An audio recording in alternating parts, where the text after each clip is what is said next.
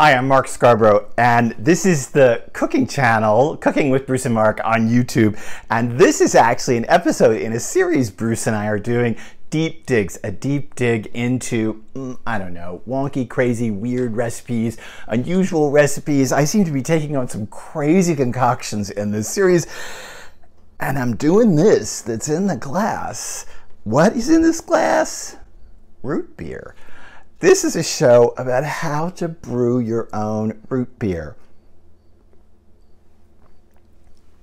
Oh my gosh, you don't want to miss this.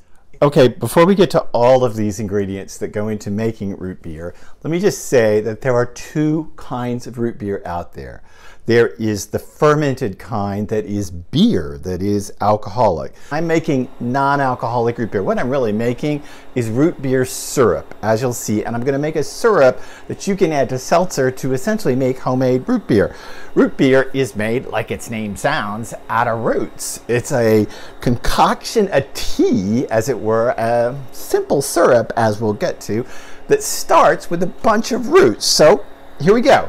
I have in my pot 6 cups or 1.5 liters of water. This is the beginning of my tea, of course, and I'm just brewing tea with roots to make root beer, or the root beer syrup I'm ultimately going to make. So I've got six cups or 1.5 liters of water in here. I'm just going to bring it up to a boil as I talk and let it come on up. The first thing I'm going to put in there is this giant amount of sarsaparilla root. This is dried ground sarsaparilla. Root beer is made of either sassafras or sarsaparilla root. I've tried it both ways. Sassafras has a more grassy taste. It has a more herbal grassy taste, and to me, sarsaparilla smells like root beer. It smells like when I was a kid and we would go to A&W. This is 3.5 ounces of ground dried sarsaparilla root, 100 grams. And this is the basis. This is really the base flavoring of root beer itself. Again, you can use sassafras. Many people in the American South prefer sassafras. I think it's a little more medicinal. It's a little grassier. It's a little herbalier. This is more rooty. This is more, what to say, it's more A&W. It's more root beer. So that starts, that's the opening salvo in this thing. And then after that, I'm going to add 1.5 ounces or 45 grams of dried cherry root bark that is ground up. This is dried cherry root bark. Bruce said to me when I first started down this path of finding, smells like cherries. When I first started doing this, he said, can I just go out in the garage and get a piece of wood off the wood pile in our New England garage and cut you a piece of bark? No, you need food-safe cherry bark. You can find sarsaparilla and this cherry root and other things online, some in Asian markets. All of this is available online. So this is 1.5 ounces or 45 grams of dried cherry bark. Oh, and then this is a very important ingredient. This is 30 grams or an ounce of dried burdock root. This is a root that's common in Asian cooking, particularly Korean cooking. Here it's dried. It's often used for medicinal purposes. What we're going to use this for is its musky, bitter, slightly gamey flavor at the bottom of root beer. I know that sounds weird, but you kind of need it as a balanced depth of flavors. This just 1 ounce of it, 30 grams of burdock root. It will give us all that flavor. If you want to be totally American, Daniel Boone American, then you want to not use burdock root, but you want to use the same amount of dried, crushed up, or ground dandelion root. That's getting real Daniel Boone-ish and pioneerish, but I'm going to put that in. And next is acacia. This is about 6 or 7 pieces. It's 9 grams of acacia. Acacia is like cinnamon, kind of like cinnamon. It has a cinnamonish quality. It's not quite as present and bright. This is easy to find in Asian markets, but of course, again, online. It's about 6 pieces or 9 grams of that. Now I'm going to get into the more common spices, and here's where you can fudge the recipe up depending on how you want to fix this. This is what I just did. The sarsaparilla, cherry root, the burdock, the acacia, that's pretty set. Now you can kind of start to play with it a bit. So what you want is 1 to 2 inches or 2.5 to 5 centimeters of fresh ginger peeled. How gingery do you like it? I don't know. I tend to like it more gingery maybe than you do. So I've got the whole 2-inch piece, about 5 centimeters of ginger chopped up, and peel it. The peel's got a little bitter edge to it, so peel it, especially ginger you might find in the supermarket. Now I'm going to skip over this one and go here because this is an optional ingredient. I'm skipping it and going here. What I've got here is a couple, 1 or 2 star anise pods. Star anise pods are going to give us that licoricey flavor that root beer has. My star anise pods were broken into pieces, so I put a couple in there because they were broken up. 1 to 2 pieces of star anise pods, and I've got 2 cardamom pods that I have crushed so that those gray, greeny seeds come out of them. You can go up to 4 cardamom pods crushed, crush them on a cutting board with the side of a chef's knife. Again, star anise, cardamom, you can play with this a bit in the tea. And here's more things you can play with in the tea. In this little bowl, I have 6 whole cloves, 6 allspice berries, and about 10 coriander seeds. This is all my warming spices in traditional cookery, where meaning it kind of raises the body's temperature and gives you a warmy, comfy feel. 6 whole cloves, 6 allspice berries, 10 coriander seeds. You could play with this. You could use 6 coriander seeds, and you could go up to, I don't know, 15 allspice berries, and you could go to, I don't even know, you could go to 10 whole cloves. This is kind of how I like it. This is the balance of flavors that I like in the tea, but you can experiment with this a little bit. That goes in. And now this optional ingredient that I've left behind.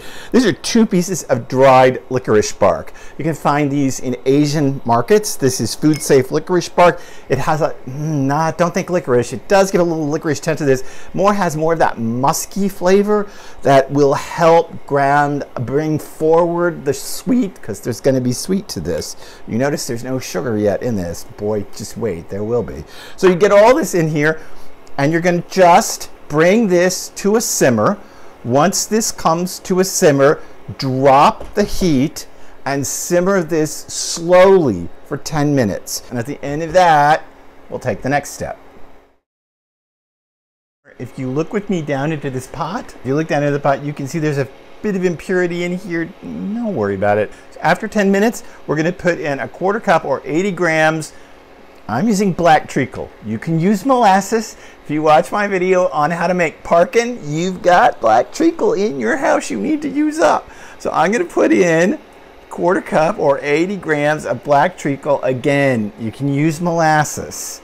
Stir that in and stir it a bit. That really needs to melt into this. Once this comes back to a simmer, 5 minutes. Now the last ingredient. It wasn't until I started working on root beer syrup that it dawned on me, what is the bottom of root beer? It's not sarsaparilla and it's not sassafras, it's wintergreen. Every single bit of root beer has this wintergreen flavor in it. Why am I using wintergreen extract, which I am? And why am I not just boiling wintergreen in here? You could grow it like mint, right? One of the things it happens when you boil it with these other herbs is it takes on a super bitter texture. And that super bitter texture will infuse the, whatever this is, the tea that ultimately makes the syrup. So a wintergreen extract is better, but you're playing with fire. I have an eyedropper. I am literally going to put about 1, 2, 3, 4, 5, 6 drops in there. You could put a little more. You can fudge this. The first few times I made this, I put more wintergreen. I didn't like how it tasted a little bit like chewing gum to me. I didn't like how wintergreeny it was, so I've pulled it back to about 6 drops. This is going to add that strangely familiar wintergreen taste to the sarsaparilla or the sassafras that you've used. Okay, once that's in there, stir it in so it's all good in. Now take this pot, set it aside until it is at room temperature. That tea steeped to room temperature. I strained it out. I used a fine mesh strainer. You can't strain that through a colander. A typical colander in a North American household, all those spices will go right through the holes. So you can't do that. You got to use a fine mesh strainer. If you don't have a fine mesh strainer, you can line a colander with cheesecloth. You can strain it through that. I used a fine mesh strainer because you want to know exactly how much of that liquid tea you have made. I got 2 2/3 cups. Why? A, it boiled. Right? Remember, it boiled for 15 minutes, and B, those herbs, all those barks and herbs, they absorb liquid like crazy. So I ended up with 2 2/3 cups. Why is this important? It's super important because you must now add exactly the same volume, not weight, volume of granulated white sugar. So here's 2 2/3 cups of granulated white sugar. I told you we're making simple syrup. So I've got my 2 2/3 cups in, and go my 2 2/3 cups of sugar. I stir this, and you're gonna say, oh my gosh, how sweet are you making this? Pretty sweet, but you don't drink this. That's the thing. You're making a syrup to add to seltzer. So once this is in here, I'm going to stir and stir as that sugar dissolves. What I'm going to do is let this come up to a boil, and I want it to boil for 1 minute. Let this boil for 1 minute, stop it, take it off, cool it to room temperature, put it in a jar. When you put it in a jar, you put it in the fridge, cover it, jar, container, non-reactive container, preferably glass. Put it in the refrigerator for 2 months, 3 months. It'll stay a long time. And when I come back, I'll show you how to make root beer. Okay, so I did the whole thing. I boiled that simple syrup. Remember, equal parts granulated white sugar to equal parts by volume of the tea that was created. Boiled it for 1 minute, let it cool to room temperature. Then I put it in canning jars. You use any kind of canning jar you like. I like to put it in various size canning jars because that way I can give it away. I mean, how much root beer does one have to drink in one's life? I guess a lot. And store this in the fridge. 2 months, 3 months. Oh my God, it smells like my childhood. So here's how you make. We would go to the drive-in, the A&W drive-in in Oklahoma City, and we would order root beers, and they would come out to the car in car service. Oh, like my childhood. Okay, so get yourself a glass, get yourself some ice, put it in. This is a really hard part of the recipe, except my ice won't go down, but other than that, it's a really hard part of the recipe. Put the ice in. I don't know, how cold do you like it? I like it really cold. I'm an American, what can I tell you? Now the syrup. This is by taste. You're gonna have to experiment with this. This is about a tablespoon of it in the glass. I like it about 2 tablespoons per glass of this size. Some of my friends drink it quite a bit stronger. Let's try it. Put a little bit more in. It's by taste. You're gonna have to play around with this and see what happens to it. And then just add seltzer.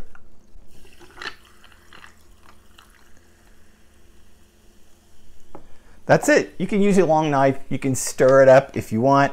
Of course, the syrup's going to sit on the bottom of this. Oh, it looks so good. You can be really fancy and shake it up a bit and get it to come. If you have Bruce's giant hands, you can take this glass and turn it upside down with your hand over it. Can I do it? Oh, I did it. And you can get it mixed up in there. You can use a long knife to do that too. Any way you want to do it. It's root beer, and it is nothing short of amazing. Cherry, bitter, musky, wintergreen, ginger. Oh, this is heaven in a glass. If you want to know exactly the ingredients that go into this recipe, click the more right below me. It'll open up a whole chart of the ingredients for this recipe. Subscribe to this channel, Cooking with Bruce and Mark, and you won't miss a single one of the deep digs. Wait till you see what's coming up next. All I can tell you is it involves a lot of lard. You can subscribe to this channel and see the wonky, weird recipes that are coming up, and check out our podcast, Cooking with Bruce and Mark, under the same name. Deezer, Apple Podcasts, iTunes, Amazon, Spotify, wherever podcasts you get it from. That's where Bruce and I together are a little bit funny, a little bit dirty, a little bit wild about all kinds of ingredients and passions about food. Mostly, I hope you come back for another deep dig on cooking with Bruce and Mark.